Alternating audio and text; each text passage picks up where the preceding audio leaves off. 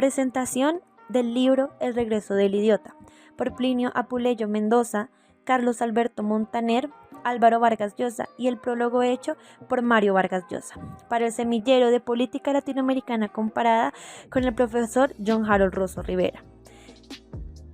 Esta presentación consta de 3 integrantes que son Valentina Méndez Ayerbe, Sandra Milene Nestroza Mosquera y Daniela Moreno Muñoz. Este libro lo distribuimos en 5 partes.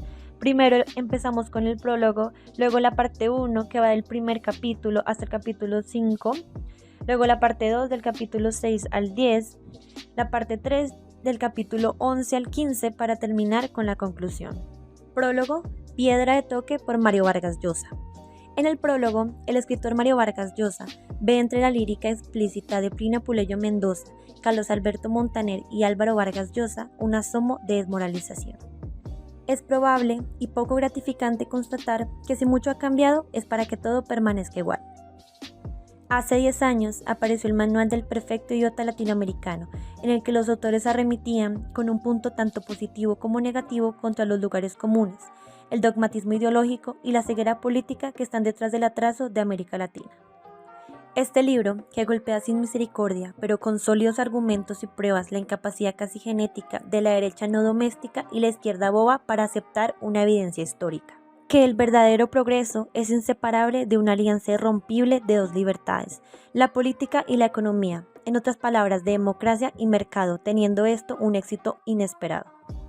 Además de llegar a un vasto público, provocó innumerables políticas y las inevitables censuras en un continente idiotizado por la prédica ideológica tercermundista en todas sus aberrantes variaciones, desde el nacionalismo, el estatismo y el populismo, hasta, como no, el imperialismo yanqui y el neoliberalismo. Esta primera parte del libro toca 3 temas principales. ¿Quién es? ¿Cómo se le reconoce? Este primer capítulo hace constante énfasis en el regreso del idiota, el cual ya se había hablado en el Manual del Perfecto Idiota Latinoamericano.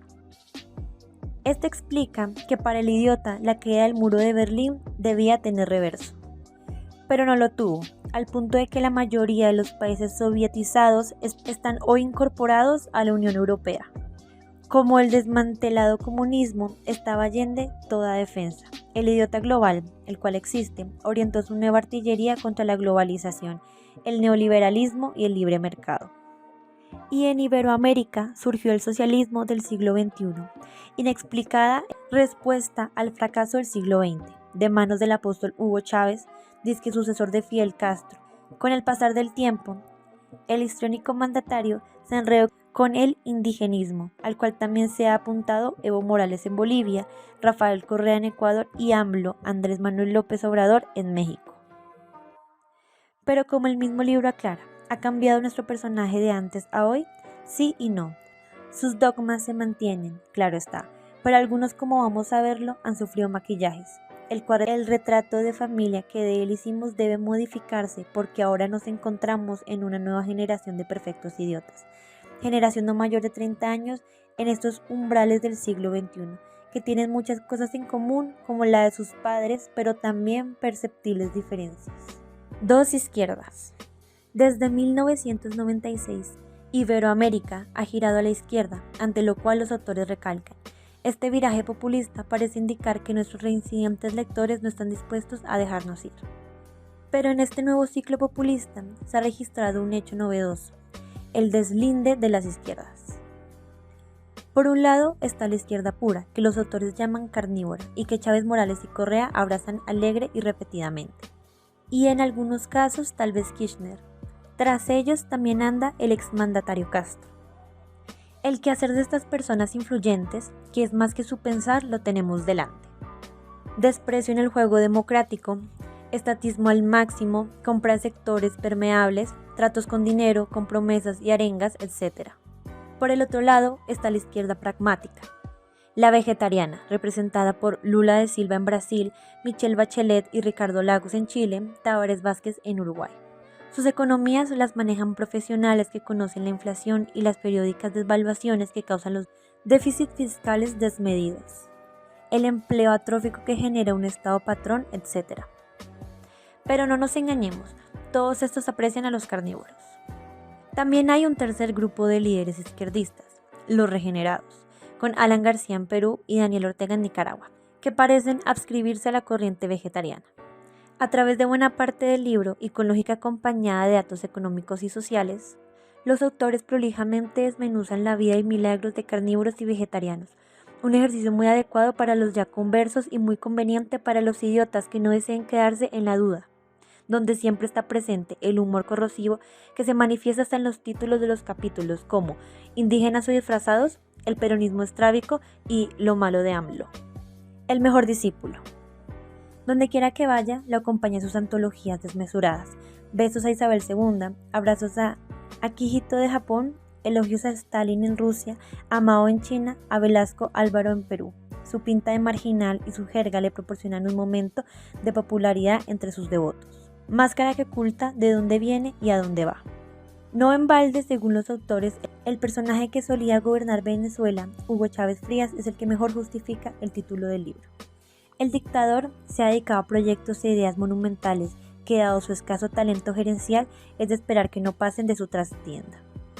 La respuesta bolivariana a la OTAN, la Organización del Tratado Atlántico Sur, proclamada hacia finales de 2005, pero que por el momento no ha echado siquiera a andar. El gasoducto de 8.000 kilómetros a un costo de $20 millardos, que podrían ser 25 o 30, desde Caracas a Buenos Aires, que llevaría gas venezolano a Brasil, Paraguay, Argentina, Uruguay, Chile y Bolivia. Como no hay estudio de factibilidad, obviamente no se sabe si es factible, ni cuál sería su costo real o el impacto ecológico sobre su vasta área que comprende la gran sabana venezolana, la Amazonía brasileña o los Andes chileno-argentinos, o el usurpado Banco del Sur, capitalizado con recursos venezolanos y fundiendo con depósitos brasileños, argentinos, uruguayos, etc., destinado a acabar con la dependencia de entidades serias como el Banco Mundial, el Fondo Monetario Internacional, el Banco Interamericano de Desarrollo o la Corporación Andina de Fomento. Aunque se supone que abrirá sus puertas a finales de este año, aún está todo por concretar. Si todo esto quedara así, no sería sino parte del festival de bestialidades que periódicamente asiste en nuestro continente. Pero el presidente venezolano ha comprado 100.000 rifles de asalto, más helicópteros de transporte y ataque a Rusia, cazabombarderos a Brasil y radares tridimensionales a China. Y ha decidido dar instrucción militar a 2 millones de reservistas voluntarios, mientras que agentes castristas intervienen en la formación de las unidades de defensa popular. Una corta y pega de los CDR cubanos. El más aventajado discípulo de Fidel Castro, sucesor, de alguna manera, prepara el escenario de una expansión continental. La segunda parte se divide desde el capítulo 6 al 10. Y el primer tema que vamos a abarcar es sobre el peronismo estrábico. Desde la llegada a la presidencia de Néstor Kirchner en Argentina, el país se sometió a diferentes crisis, ya que se decidieron estandarizar precios en algunos sectores. En el libro nos da 2 ejemplos. Uno de ellos es en el 2003, donde decidió mantener el control de los precios del gas natural. Para el año siguiente, el suministro de gas colapsó. No solo eso afectó a su país, sino también afectó a sus vecinos, incumpliendo los compromisos del gas natural con Chile y Uruguay, convirtiendo al 50% de los argentinos en pobres. Otra de las crisis se dio en el 2006 con la prohibición de exportación de carne en los mercados mundiales con el propósito de provocar una superabundancia. Kirchner es la fe en el Estado como protagonista económico, una fe que se había desvanecido al comenzar los años 90, como consecuencia del colapso del inmenso sistema estatal que había nacido con Juan Domingo Perón en los años 40 y que había durado sin cambios significativos, aunque en constante deterioro, hasta Raúl Alfonsín a fines de los 80. Fue necesario inventar más moneda, el clásico recurso de la ficción política. La expansión monetaria, como ya había ocurrido tantas veces en Argentina, acabó produciendo inflación. El último año, la inflación argentina había superado el 12%, una cifra superior a lo de otros países de la región sudamericana. El asunto empieza a adquirir una dinámica alarmante en vista de las causas no solo habían sido atacadas, sino que se van agravando. La inflación acumulada en 2005 y 2006, es decir, en 2 años, supera la inflación acumulada en 8 años que van desde 1993 a 2001. Hoy rige un modelo económico distinto, aunque sin el radicalismo de un Evo Morales o un Hugo Chávez, pero en el aspecto esencial, es decir, el control político de las instituciones y las reglas de juego, no puede decirse que haya cambiado mucho. Durante la crisis del 2001-2002, los argentinos que estaban hasta la coronilla de la política tradicional habían salido a gritar que se vayan todos. En las elecciones de 2003 gritaron que regresen, colocando a candidatos peronistas en los 3 primeros 4 lugares. Cuando Kirchner asumió su mandato, lo asumió junto a su esposa, Cristina Fernández, quien fue congresista de Argentina. Desde el primer día que ambos subieron al mandato, decidieron consolidar su poder mediante todas las instituciones, especialmente mediante los medios de comunicación. En la campaña legislativa, Cristina Fernández habló acerca de una mafia para poder atacar el sistema político. Sin embargo, ella se refería a esta mafia especialmente para despojar a Duhalde de su mandato. Todo esto acababa o era reducido en una lucha de facciones al interior del incorregible justicialismo, como ya es tradicional en Argentina. Todo ese resurgimiento periódico del populismo ha provocado una inestabilidad e incertidumbre cada cierto tiempo dentro del país. Lo malo de AMLO. Andrés Manuel López Obrador, más conocido como AMLO en México, lo primero que tomaban las personas en el momento de él era lo bueno, lo que podía dar a conocer a la gente. Lo primero que encontraban de bueno era el perfil, un hombre sencillo, jovial, que era un mexicano promedio. Pues vivía en una casa pequeña, era dueño de un automóvil que él mismo conducía y pues no tenía tanto lujo o extravagancia que se podría creer. AMLO parece ser el candidato ejemplar para los electores, ya que su trayectoria es bastante amplia. Líder de las comunidades indígenas, pieza clave del PRI en Tabasco, dirigente luego del PDR al lado de Cuauhtémoc Cárdenas, jefe del gobierno en la Ciudad de México, presidente de su propio partido y finalmente candidato a la presidencia de México. Gracias a este perfil propio de una izquierda de tintes populistas, como lo denominan en el libro, más de 14 millones de mexicanos votaron por él, esperando los milagros ofrecidos en su campaña. La fuerza cobrada por la izquierda mexicana y por su candidato parecía explicable. Como en otros países de América Latina, jugaba a su favor el descrédito de la clase política por obra de la corrupción y el clientelismo. Lo malo de AMLO es seguramente su motivo de orgullo, ser el depositario de una ojerosa ideología y actuar conforme a sus dictados. No lo decimos como él podría creerlo por el hecho de tratar de una ideología de izquierda, sino por eso, una ideología, cualquiera que sea su signo, es decir, una formulación teórica a priori a partir de la cual busca interpretar la realidad. La izquierda vegetariana.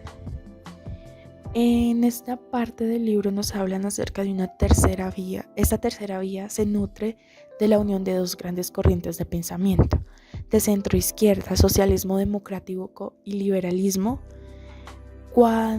cuyo divorcio del siglo debilitó la política progresista en todo Occidente. Esta nueva concepción, por decirlo así, se aplicaría en dos tipos de gobiernos muy distintos, el de Michelle Bachelet, el de Hugo Chávez, el de Lula en Brasil y el de Evo Morales en Bolivia. El libro nos planteaba la idea de que la idiotez tiene cura tarde o temprano, esto que lo demostraban los socialistas chilenos, ya que todos ellos guardan con respeto recuerdos y retratos de Salvador Allende, con todos esos delirios revolucionarios de la época que polarizaron al país. El autor nos plantea que lo bueno de esta izquierda vegetariana, ya sea chilena, brasileña, uruguaya o de cualquier otro país latinoamericano, es haber aceptado una disciplina fiscal y monetaria, es lo más importante, sin ceder a las travesuras keynesianas de la vieja izquierda populista de los otros tiempos, que generaron una frenética inflación mediante el estímulo artificial de la demanda.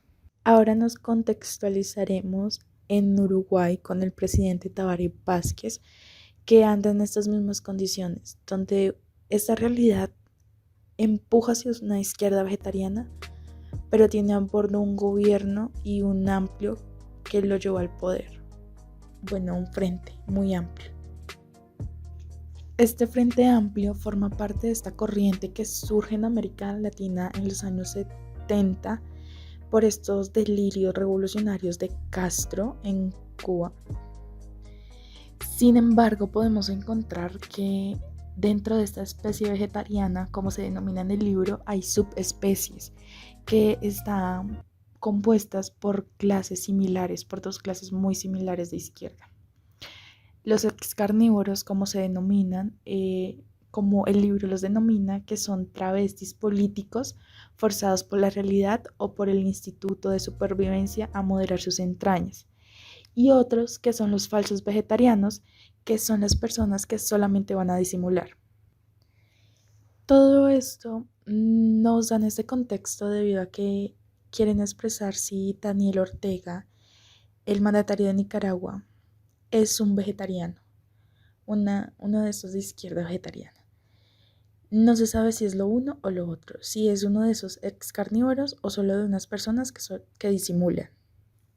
Pero nos explican que eso nomás se puede dar con el tiempo. Si sabemos si Daniel Ortega puede ser de la especie vegetariana, como lo siguen denominando. Otro representante de la izquierda vegetariana es Óscar Arias, quien es el mandatario de Costa Rica, quien ganó el Premio Nobel de la Paz durante el gobierno que presidió en los años 80 por la contribución del proceso de paz en varios países centroamericanos. Óscar, como lo denominan en el libro, es un defensor de las libertades públicas y se ha atrevido a criticar dictaduras como la cubana. Pero también denominan que esa tendencia vegetariana establece simetrías maniqueas, como cuando ponen a la misma balanza las iniquidades que cometen las izquierdas autoritarias en América Latina y los errores de política exterior estadounidense, y por lo tanto cede muchos espacios a los carnívoros en la política exterior y devalúa las ideas de la democracia liberal como una fórmula ganadora. Este capítulo trata de varios idiotas sin fronteras en los que se destacan Hugo Chávez, Noam Chomsky y Harold Pinter. Una característica común entre ellos, además de ser idiotas, es que son antiamericanos. Vamos con el primero, Hugo Chávez. El mejor idiota sin fronteras de estos tres es la cumbre más alta de la idiotez. Cuando él se paró frente a un podio de la ONU, empezó a decir que Bush es un diablo. Seguido de otra idiotez, también pidió la reforma total de la ONU y denunció a Israel, pero la Casa Blanca ni caso le hizo. Lo tomaron como un tipo charlatán que no vale la pena, pero una de las cosas más idiotas que dijo fue que los males norteamericanos son causa de lecturas juveniles como Spider-Man y Batman. Para nadie es un secreto que fracasó como jugador de béisbol y se metió a la militar. Fracasó como militar y se metió como golpista. Fracasó como golpista y se metió a política de izquierda. Claro, ahí sí triunfó. A partir de este momento, Chávez tuvo éxito y comenzaron a fracasar los venezolanos. En medio de un río de petrodólares, tras 8 años de gobierno, ha conseguido empobrecer a más a sus compatriotas. El país sufre la inflación más alta de América Latina y Caracas se ha convertido en la ciudad más peligrosa del mundo, tras Bagdad. ¿Cómo logro es contra Milagro? Muy sencillo, con el socialismo del siglo XXI que se ha puesto en marcha. ¿Qué es eso? Es la superstición autoritaria y estatista de nuestros tiempos. El eje Caracas-La Habana, con Evo de pasajeros, se considera el heredero de Moscú en la tarea de demoler a Occidente y conquistar el planeta. Hugo de Lira, pero mientras tenga tanta plata, puede costar su juguito de Rolex. Vamos con Chomsky Noam. Bueno, él es el prototipo del idiota norteamericano. Es un estadounidense que detesta a su país y lo culpa de la mitad de los males que aquejan al mundo. Es un judío que al mismo tiempo culpa a Israel de la otra mitad. Su gran mérito académico se encuentra en el ámbito del psicolingüístico. Es uno de los padres de la gramática transformacional generativa. Es capaz de comparar los crímenes de Pol Pot con los de Washington. La izquierda bananera latinoamericana y española lo adora porque es más convincente escuchar a un norteamericano decir esas tonterías que a un indígena del patio. Y por último, el más sorprendente para nosotros, Pinter Harold. Porque el dramaturgo, premio Nobel en 2005, es uno de los tótems adorados por los dulces representantes de la idiotez política iberoamericana, fundamentalmente por su antiamericanismo visceral, seña de identidad básica de la tribu. ¿Cómo no aplaudir a un autor famoso cuando se queja de que se documentan los crímenes de Stalin y no las brutalidades de los norteamericanos? Pinter no es capaz de percibir que, en gran medida gracias a la política exterior norteamericana de posguerra, que habla del Plan Marshall y de la OTAN, las democracias europeas pudieron resistir el espasmo imperial de los soviéticos y convertirse en uno de los espacios más prósperos y libres que ha conocido la humanidad en toda su historia. Entonces nos surgen estas preguntas: ¿se hubieran salvado Grecia de la insurgencia comunista en 1946 a 1949 sin el apoyo de Estados Unidos en Inglaterra? ¿O se hubiera salvado Berlín del bloqueo soviético en 1948 sin el puente aéreo alimentado por Estados Unidos? Entonces, ¿cómo es posible comparar y equiparar el comportamiento de los soviéticos en Europa del Este con el norteamericanismo de Europa Occidental tras la derrota de los fascistas y los nazis? Por otro lado, el hombre solo se realiza cuando elige. No hay un Dios que controle o exija nada a las personas. No hay un destino prefijado. No hay vida más allá de la muerte. No hay barreras sociales o inconvenientes que no puedan ser vencidos por la voluntad del individuo y por el poder de la razón. Su filosofía es objetiva porque solo toma en cuenta los hechos que observa o percibe. No hay espacio para lo sobrenatural ni para las interpretaciones colectivas. No hay sitio para el misticismo. El hombre puede saber, pero solo por medio de la razón. Y la razón, o sea, lo que llamamos hoy en día, lo que ya es conciencia, es inevitablemente individual e intransferible. Entonces, el objetivismo de Ayn Rand es eso, la realidad en ese mundo exterior que percibe un individuo dado, y ese individuo solo está en el universo porque no forma parte de ningún plan divino. No hay sorpresa en que esa visión de la naturaleza humana conduzca al desarrollo de una cierta ética. La primera responsabilidad del individuo es consigo mismo y una tarea fundamental es la búsqueda de la autoestima. Algo que tenían los tres autores que nombré anterior, no lo sabemos. Con todas las idioteces que hicieron, ¿quién es idiota? ¿Ellos o nosotros que nos perciben ellos así? Entonces, no hay que justificar la existencia con explicaciones trascendentales. El hombre es un fin en sí mismo y a cada uno le toca la responsabilidad de cuidar y alimentar este saludable egoísmo. Para finalizar, el regreso del idiota critica el imaginario político de los actuales líderes izquierdistas de Latinoamérica, entre ellos Hugo Chávez, Evo Morales y por supuesto Fidel Castro. La retórica, la aniquilación progresista de las libertades, el desorden económico, el regreso al estado paternalista, el despilfarro de los recursos naturales, son realidades que reflejan que el perfecto idiota no ha desaparecido en los últimos años. Los dogmas se mantienen pero los personajes se han maquillado. El populismo de izquierda vende muy bien incluso en España. Sin embargo, América Latina sufre las consecuencias de las políticas adoptadas con matices, con mayor o menor intensidad. La caída de Argentina, Uruguay y Brasil se sacuden intensamente mientras convulsiones sociales intensas afectan a Bolivia y Paraguay.